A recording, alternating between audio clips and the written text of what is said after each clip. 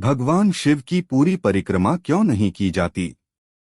पुराणों में वर्णित है कि सृष्टि के आदि में जब ब्रह्मा जी ने संसार की रचना की, तब उन्होंने सृष्टि के संतुलन के लिए त्रिदेवों को विभिन्न कार्य सौंपे।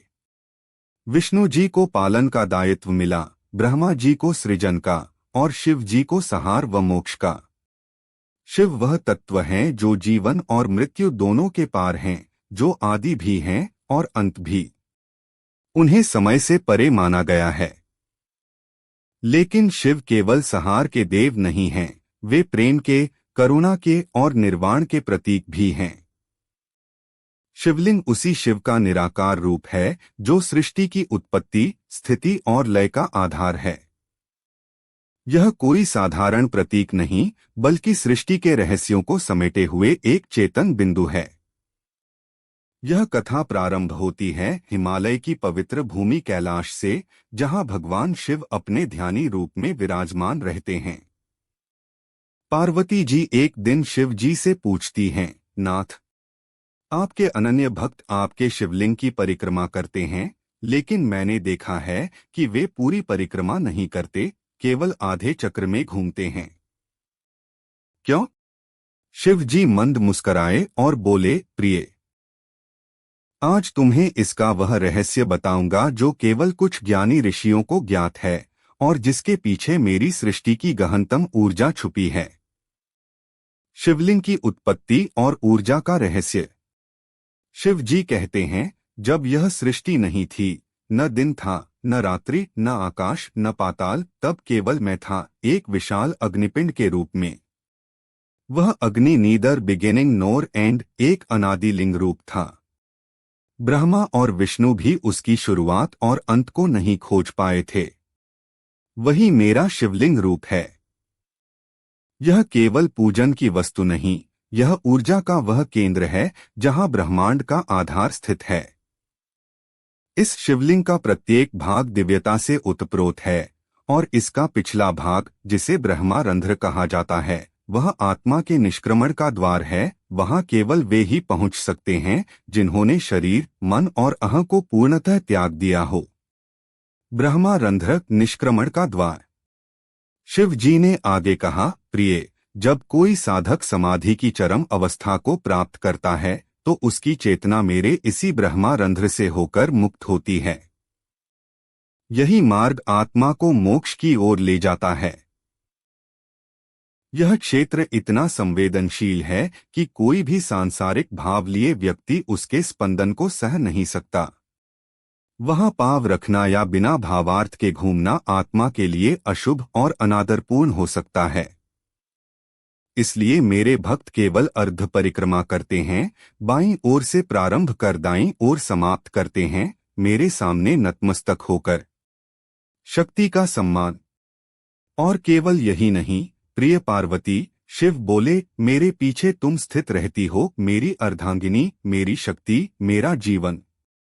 जो भक्त अज्ञानवश मेरी पूर्ण परिक्रमा करते हैं, वे अनजाने में तुम्हारी पीठ पीछे घूमते हैं, जो एक भक्त के लिए निंदनीय और अनुचित है। पार्वती जी ने विनम्र भाव से सिर झुकाया।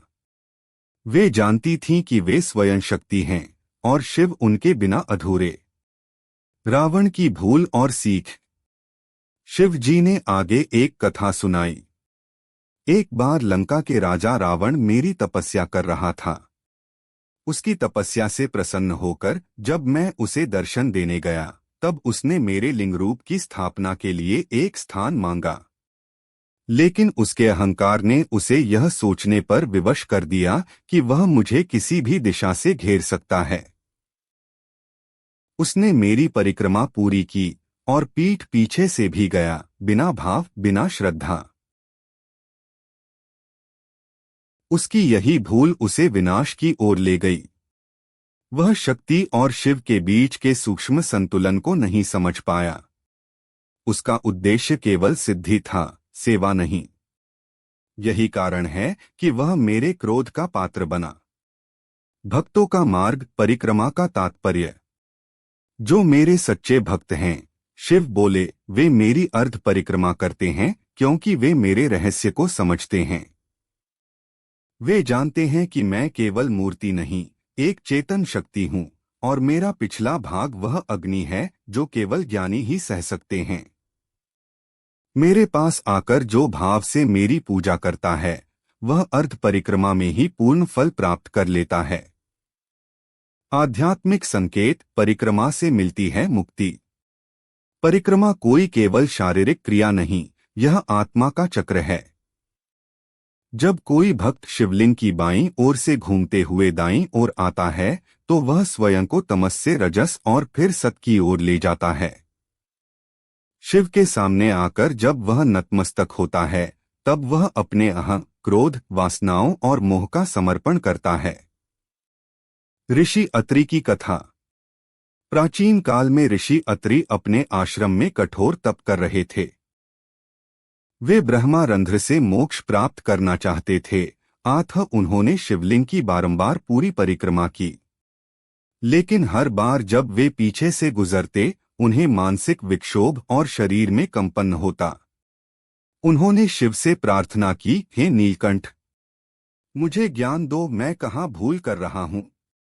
शिव प्रकट हुए और बोले, ऋषिवर, मोक्ष पाने की व्याकुलता भी एक प्रकार की वासना है। जब तक तुम मेरी परिक्रमा केवल फल प्राप्ति के लिए करोगे, तब तक ब्रह्मारंध्र तुम्हें स्पर्श भी नहीं करेगा। मेरी अर्ध परिक्रमा ही पूर्ण परिक्रमा है, जब वह भावना से की जाए। भगवान शिव की पूरी परिक्रमा इसलिए नहीं की जाती क्योंकि एक, उनका पिछला भाग ब्रह्मारंध्र है, जहां से आत्मा की ऊर्जा मुक्ति के मार्ग पर निकलती है। यह स्थान सामान्य जनों के लिए स्पर्श योग्य नहीं। दो, उस दिशा में मां पार्वती स्थित हैं, और उनके पीछे से जाना अपमानजनक माना गया है। 3, शास्त्रों के अनुसार अर्ध परिक्रमा ही पूर्ण मानी जाती है, क्योंकि वह साधना का संतुलन, शक्ति का सम्मान और आत्मा की मर्यादा को दर्शाती है। शिव के इस रहस्य को जानना केवल ज्ञान नहीं, एक अनुभूति है। वह केवल पूजा के नहीं, आत्मा के देव हैं।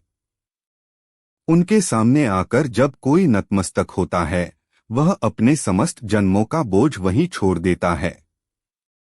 और तभी शिव मुस्कुराते हैं, अपने भोले भाव से, बिना किसी भेदभाव के, क्योंकि वह जानते हैं, जिसने अर्ध परिक्रमा में प्रेम और श्रद्धा रख दी, उसने पूरी परिक्रमा की गहराई को समझ लिया।